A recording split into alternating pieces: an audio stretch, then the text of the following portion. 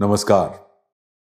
मैं आशुतोष राणा आप सभी का हृदय से अभिनंदन करता हूं। मनुष्य का जीवन केवल इच्छाओं से नहीं चलता, वह आकांक्षाओं से चलता है। इच्छा क्षणिक हो सकती है, पर आकांक्षा अस्तित्व को दिशा प्रदान करती है।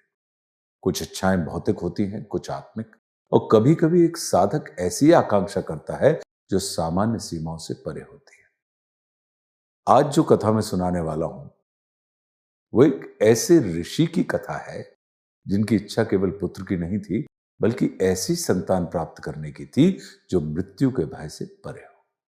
यह प्रसंग शिव महापुराण की रुद्र संहिता सृष्टि खंड में वर्णित है।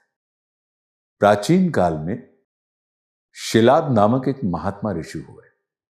वे तपस्वी थे, यज्ञशील थे, और उनका जीवन पूर्णतः साधना पर ही समर्पित था। पर उनके जीवन में एक रिक्तता थी। वे संतानहीन थे। सामान्य मनुष्य पुत्र की कामना वंश चलाने के लिए करता है, पर शिलाद की आकांक्षा भिन्न थी। वे एक ऐसी संतान चाहते थे जो केवल जन्म लेकर नश्वरता की ओर ना बढ़े, बल्कि जो दिव्यता का अंश हो, जो मृत्यु से परे हो, जो शिव तत्व से जुड़ी हुई हो। इस आकांक्षा के साथ उन्होंने कठोर तप आरंभ किया। उन्होंने वर्षों तक घोर साधना की। कभी अग्नि के बीच खड़े हो जाते, तो कभी एक पैर पर स्थिर रहते, कभी अन्न जल त्याग कर केवल वायु पर अपना जीवन बिताते। उनका शरीर क्षीण होता गया, पर उनका संकल्प अडिग रहा। देवता गण विचलित हुए, क्योंकि जब साधक का तप तीव्र होता है तो उसकी ऊर्जा पूरे ब्रह्मांड को स्पर्श करती है। अंततः उनकी तपस्या से प्रसन्न होकर भगवान शिव प्रकट हुए। शिव का प्राकट्य केवल दर्शन नहीं था, वो कृपा का संकेत था। महादेव शिव ने पूछा, ऋषिवर, आप क्या चाहते हैं? शिलाद ने विनम्रता से कहा कि मैं एक ऐसी संतान चाहता हूं जो मृत्यु के अधीन ना हो।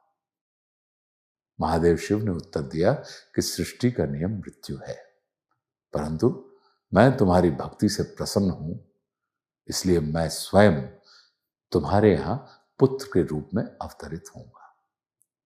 यह वरदान केवल एक संतान का नहीं, एक दिव्य अवतरण का संकेत था। ऋषि ने यज्ञ किया। यज्ञ की अग्नि से एक तेजस्वी बालक प्रकट हुआ। उसका शरीर दिव्य प्रकाश से अलौकित था। उसकी आंखों में स्थिरता थी और मुख पर एक अनोखा तेज था। उसका नाम रखा गया नंदी। नंदी अर्थात आनंद। वो केवल एक बालक नहीं था, वो शिव की कृपा का मूर्त रूप था। शिलाद ऋषि का आश्रम उस बालक की उपस्थिति से मानो पवित्र ज्योति से भर गया। समय बीतता गया। एक दिन कुछ महान ऋषि आश्रम में आए। उन्होंने बालक नंदी को देखा और ध्यान मग्न होकर भविष्य का संकेत दिया कि यह बालक अल्पायु है। यह सुनकर शिलाद ऋषि का हृदय द्रवित हो उठा। जिस संतान को उन्होंने तप से पाया था, उसके अल्पजीवी होने का संकेत उनके लिए असहनीय था। परंतु नंदी ने पिता की चिंता को पढ़ लिया। उसने स्वयं तप करने का निश्चय किया। वो वन में चला गया और ओम नमः शिवाय का जप करते हुए कठोर साधना में लीन हो गया। बालक का शरीर कोमल था, पर उसकी भक्ति अडिग थी। उसने भूख, प्यास और कष्ट की परवाह नहीं की। अंततः महादेव शिव और माता पार्वती उसके समक्ष प्रकट हुए। भगवान शिव ने उसे वरदान दिया कि वो मृत्यु से परे होगा, वो उनके गणों का अधिपति होगा और वो सदा उनके समीप रहेगा। उसी क्षण नंदी को दिव्य रूप प्राप्त हुआ और वो शिव का वाहन तथा गणाध्यक्ष बन गए। आज भी प्रत्येक शिव मंदिर में नंदी शिवलिंग की ओर एकटक दृष्टि लगाए हुए बैठे, मानो भक्ति की परिभाषा बनकर। इस कथा का अर्थ केवल एक चमत्कार नहीं है, यह आकांक्षा, तप और स्थिर भक्ति की कथा है। शिलाद ऋषि की इच्छा सामान्य नहीं थी। उन्होंने केवल पुत्र नहीं मांगा था, उन्होंने मृत्यु से परे चेतना की मांग की थी।